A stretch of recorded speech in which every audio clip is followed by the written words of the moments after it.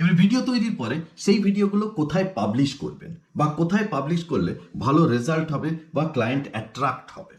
প্রথম যে জায়গায় পাবলিশ করতে পারেন সেটা হচ্ছে ইউটিউব, কারণ ইউটিউব হচ্ছে ভিডিও পাবলিশিং এর একটা ফ্রি প্ল্যাটফর্ম এবং সবচেয়ে বড় কথা ইউটিউব একটা সার্চেবল প্ল্যাটফর্ম। মানে আজকে আপনি একটা ভিডিও আপলোড করলেন, সেটা 5 বছর পরেও কেউ যদি খোঁজার চেষ্টা করে তাহলে কিন্তু সে খুঁজে পাবে। তাই প্রথম যে জায়গায় আপলোড করবেন সেটা হচ্ছে ইউটিউব, যেটা একটা লং টার্ম গ্রোথের জন্য সবচেয়ে ভালো জায়গা। দ্বিতীয় যে জায়গায় আপলোড করতে পারেন সেটা হচ্ছে ফেসবুক। ফেসবুকে কোথায় আপলোড করবেন না, আপনার যে পেজ আছে বা আপনার যে গ্রুপ আছে বা আপনি যে বিষয় নিয়ে কাজ করছেন সেই রিলেটেড আদার্স যে সমস্ত গ্রুপ আছে ফেসবুকে সেখানে পাবলিশ করতে পারেন, যাতে আরো অনেক মানুষ আপনার কর্মকাণ্ড সম্পর্কে জানতে পারে। এছাড়াও পাবলিশ করতে পারেন কোথায় না, ইনস্টাগ্রামে রিল পাবলিশ করা যায়। 1 মিনিটের মধ্যে ছোট্ট করে আপনি যা বলতে চাইছেন বলে যদি পাবলিশ করেন, কারণ ইনস্টাগ্রামের মাধ্যমে খুব কুইক গ্রোথ হয়, অনেক মানুষের কাছে আপনার কথা ছড়িয়ে যেতে পারে।